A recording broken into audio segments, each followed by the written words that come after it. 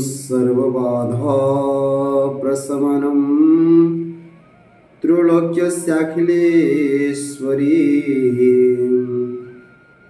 एवमेव त्वया कार्यं मस्मद्वैरिविनाशनम्। जय जगन्नाथ, जय माँ भवानी, जय श्री राम।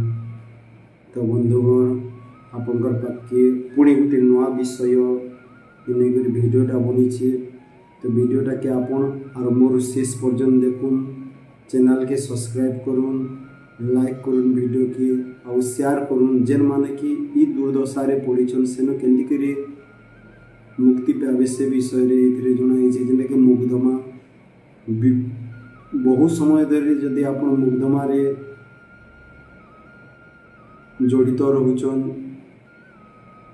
आपन बहुत मानसिक चिंताग्रस्त रे रहुचन मुग्धमा प्रति, आपनकर अनेक अर्थ व्यय हो सारे मुग्धमा रे कौन सी रिजल्ट मिल पारना ही मुग्धमा रे। मुग्धमा आपन को पट को आनिबार अछि ताहले एही प्रयोग करिवे। आपण निजे मध्य करि पारबे, नहेले कोनसी ब्राह्मण पंडित को डाकी एही प्रयोग करि पारिबे। ताहले निश्चित भाव रे आपण मुग्धमा रे विजय लाभ करिवे।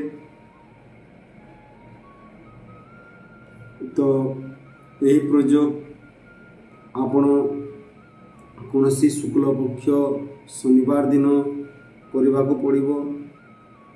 जदि आपण निजे करूछंती ताहले आपण किछि द्रव्य किनिबा को पड़िबो। गोटे कला कमल आसन आपण को बिछे कि रुद्राक्ष माली रे एही मंत्रटी जप करिबो प्रत्येक शनिवार दिन। तो आपण को टिके धीरे धीरे काम देवो, किंतु निश्चित भाव रे काम देवो। कि कोनसी पंडित को जदि आपण यही प्रयोग कराई करिले 51 माला जप करिबा सहित तार दशांश रे जेते जप करिवे तार दशांश रे सोमी काठरी यज्ञ करिवे, ताहले निश्चित भाव रे आपनकर सुफल मिलिबो। और आपण जदि करंती ताहले प्रत्येक शनिवार दिन निज ठाकुर घरे 3टी राशि तेल दीप जालिबे। हनुमान चालीसा गोटे थर पाठ करिवे और तापरे एही मंत्रटी जप करिवे। तो मंत्रटी कोन? ऐं ह्लीं श्री शनिश्चराय नमः। ओम ऐं ह्लीं श्री शनिश्चराय नमः। यही मंत्रटी आपण शनिवार को शनिवार प्रत्येक दिन जप करिवे, नहेले कोनसी सुविज्ञ ब्राह्मण को डाकी मध्य पूजा पाठ यज्ञ करी मंत्र को जप करी तार दशांश रे आहुति करी पूर्ण आहुति करिवे। ताहले निश्चित भाव रे आपण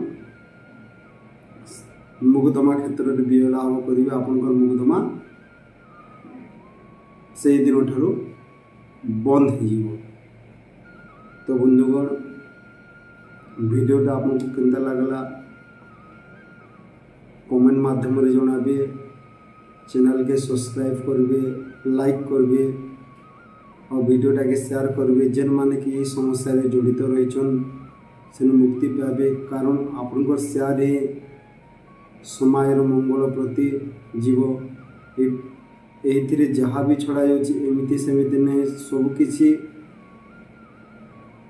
बहुत पुराना बहिरो बाहर करके आपन को दिया जाउछि। तो बंधुगण निश्चित भाव रे आपण माने एथिरे सहयोग करुन, अन्य मान को वीडियोटा के शेयर करुन। जदि कोनसी जन्म कुंडली विषय रे आपनकर आलोचना करबार अछि, कार कोनसी जन्म कुंडली विषय रे कार कोनसी समस्या विषय रे पचारबार अछि, तो मोर कांटेक्ट नंबर रे आपन कांटेक्ट करि पारिबे। नहेले कमेंट माध्यम रे आपन जन्म तारीख जन्म समय देवे। निश्चित भाव से समस्यार समाधान में बाहर करामा। तो बंधुगण आज भिडियोटा इन रखमा। जय जगन्नाथ, जय मां भवानी, जय श्री।